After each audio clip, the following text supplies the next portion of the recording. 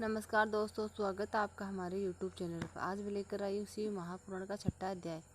शिव महापुराण के छठे अध्याय में शिव पुराण के श्रवण की विधि तथा श्रोताओं द्वारा पालन करने योग्य नियमों का वर्णन किया गया है। शौनक जी कहते हैं, महाप्रज्ञा व्यास शिष्य सूत जी, आपको नमस्कार है। आप धन्य हैं, शिव भक्तों में श्रेष्ठ है। आपके महान गुण वर्णन करने योग्य है। अब आप कल्याणमय शिव पुराण की श्रवण की विधि बताइए, जिससे सभी श्रोताओं को उत्तम फल की प्राप्ति हो। अब सूत जी कहते हैं, मुने शौनक, अब मैं तुम्हें संपूर्ण फल की प्राप्ति के लिए शिव पुराण के श्रवण की विधि बता रहा हूँ। पहले किसी ज्योतिषी को बुलाकर के दान मान से संतुष्ट करके अपने सहयोगी लोगों के साथ बैठकर बिना किसी विघ्न बाधा के कथा की समाप्ति होने के उद्देश्य से शुद्ध मुहूर्त का अनुसंधान कराएं और प्रयत्न पूर्वक देश देश में स्थान स्थान पर यह संदेश भेजें कि हमारे यहाँ शिव पुराण की कथा होने वाली है।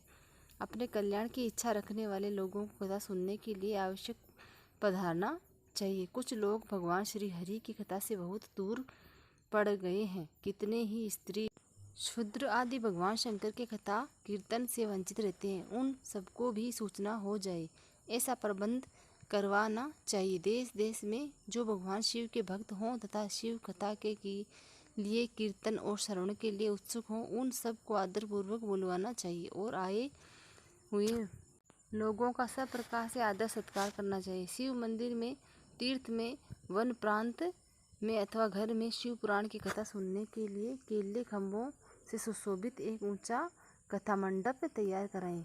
उसे सब और फल फूल आदि से तथा समुद्र चंद्रवे से अलंकृत करें और चारों ओर ध्वजा पताका लगाकर तरह तरह के सामानों से सजाकर सुंदर शोभा संपन्न बना दे। भगवान शिव के प्रति सब प्रकार से उत्तम भक्ति करनी चाहिए। वहीं सब तरह से अनाद का विधान करने वाली परमात्मा भगवान शंकर के लिए दिव्य आसन जा निर्माण कराना चाहिए तथा कथावाचक के लिए भी एक ऐसा दिव्य आसन बनाना चाहिए जो उनके लिए सुखद हो।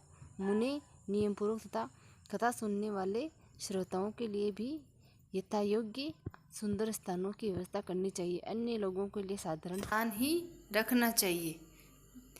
अन्य जिसके मुख से निकली हुई वाणी देहधारियों के लिए कामधेनु के समान अभिष्ट फल देने वाली होती है, उस पुराणवेता विद्वान वक्ता के प्रति तुच्छ बुद्धि कभी नहीं करनी चाहिए। संसार में जन्म तथा गुणों के कारण बहुत से गुरु होते हैं, पर उन सब में पुराणों की ज्ञाता विद्वान ही परम गुरु माना जाता है।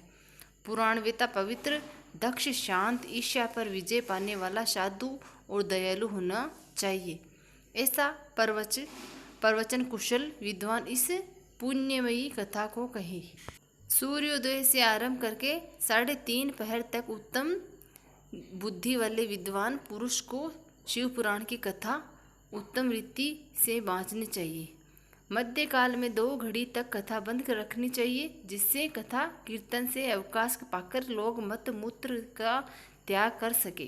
कथा प्रारंभ के दिन से 1 दिन पहले व्रत ग्रहण करने के लिए वक्ता को क्षीर करा लेना चाहिए। जिन दिनों कथा हो रही हो उन दिनों प्रयत्नपूर्वक प्रातःकाल सारा नित्य कर्म कर समय से ही कर लेना चाहिए। वक्ता के पास उसकी सहायता के लिए एक दूसरा वैसा ही विद्वान स्थापित करना चाहिए। वह भी उस सब प्रकार के संशयों को निवृत्त करने में समर्थ हो और लोगों को समझने में कुशल हो। कथा में आने वाली विघ्नों की दूर करने के लिए गणेश जी का पूजन करें।